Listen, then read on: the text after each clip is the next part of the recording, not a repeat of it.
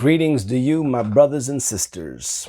I have an exhortation that I wish to share with you this evening, and my prayer is that this edifies you, builds you up, lifts you higher than where you are right now. And I'm choosing to call this little exhortation Turnt. I'm going to read from John chapter 2, a couple of verses, and then I'll just begin to build this concept that I want to share with you. And the Bible reads, "And the third day there was a marriage in Cana of Galilee, and the mother of Jesus was there. And both Jesus was called and his disciples to the marriage. And when they wanted wine, the mother of Jesus saith unto him, They have no wine. Jesus saith unto her, Woman, what have I to do with thee? Mine hour is not yet come. His mother saith unto the servants, Whatsoever he saith unto you, do it. And there were set there 6 water pots of stone, after the manner of the purifying of the Jews, containing 2 or 3 firkins apiece.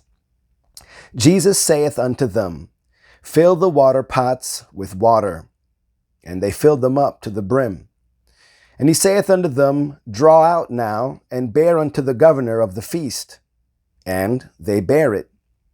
When the ruler of the feast had tasted the water that was made wine, and knew not whence it was, but the servants which drew the water knew, the governor of the feast called the bridegroom, and saith unto him, Every man at the beginning doth set forth good wine, and when men have well drunk, then that which is worse. But thou hast kept the good wine until now. This beginning of miracles did Jesus in Cana of Galilee, and manifested forth his glory. And his disciples believed on him." Jesus performed miracles. In fact, in this setting right here, this was the first miracle that Jesus did. And there's a couple of things that I want to highlight and point out to be considered. One, it was a wedding. It was a party. They were going to celebrate. And they were drinking wine, and they ran out of wine. I want to note that this was not a life and death situation. This was not a dire need. It had more to do with honor or embarrassment than a life or death situation or a life or death need. Nobody was in bondage. Nobody was facing death. Nobody was sick. That wasn't the first miracle that Jesus did. The first miracle that Jesus did was turned water into wine. He turned it.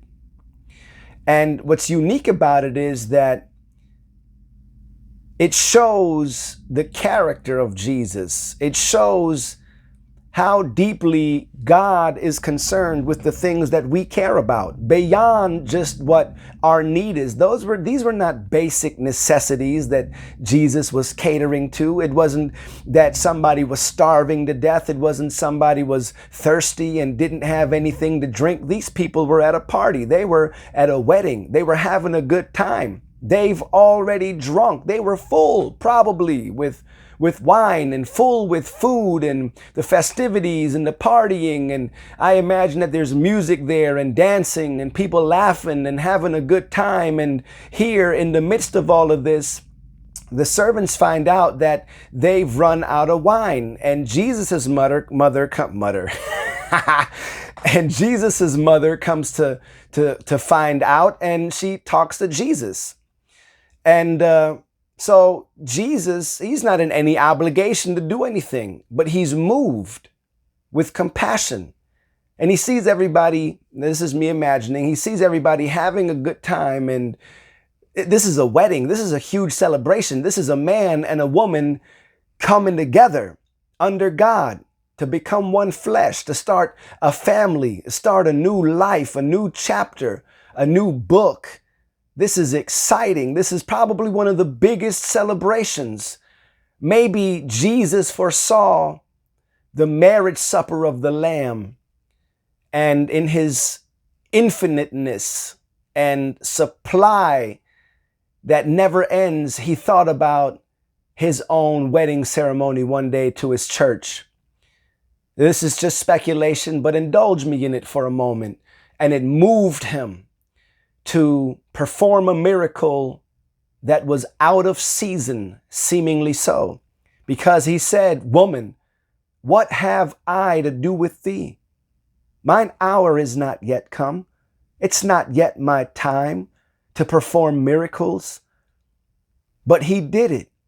He catered to not what would necessarily be a need, but a want. And he honored the bride and the bridegroom by turning the water into wine. In fact, his wine was so good that it impressed the person that was in charge. The governor of the feast was impressed with the bridegroom because he kept the good wine until now. If Jesus would go out of his way to perform a miracle, this was a miracle. If he would go out of his way to perform a miracle at somebody's wedding, nothing that was dire, this was just a great blessing that he performed, a favor that he did. If he would do something like that for them, how much more would God meet our needs? How much more would God meet the things that we really need? Dire situations, circumstances where we really need God to move. We really need an answer. If Jesus was willing to move out of season, out of timing, so to speak, to do something wonderful for this couple, to set the precedence of his miracle working career, his miracle working ministry, and to showcase his glory, how much more will he do for us? How much more is God willing to turn our trouble into triumph? How much more is God willing to turn our sorrow into joy? How much more is God willing to turn our test into a testimony, to turn our weakness into a strength? How much more is God willing to supply every need that we have? How much more? If God would satisfy the want for the sake of saving this couple from embarrassment, for the sake of blessing them and wishing them off well, so to speak, into their new life, if God would go out of his way to do that, how much more would he do something for his children, those that bear his name, those that profess in faith, those that have identified themselves with his death, burial, and resurrection, those that endeavor to please him? How much more would Jesus be willing to turn your situation in your favor and make everything work out for your good?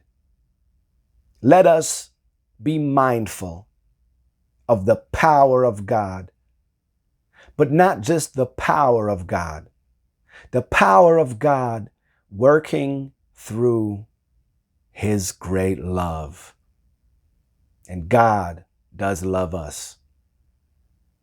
I pray that his love would surround you right now, wherever you are.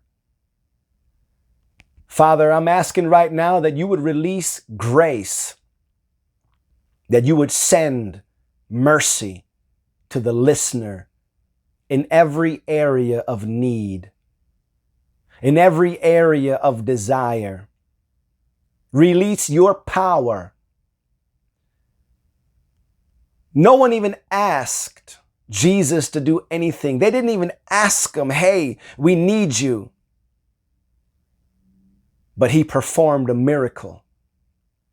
If Jesus would do that without them even having to ask him, how much more is God willing, not just able, but willing to bless you, his child? Let us have faith in the compassion and deep, deep love of God.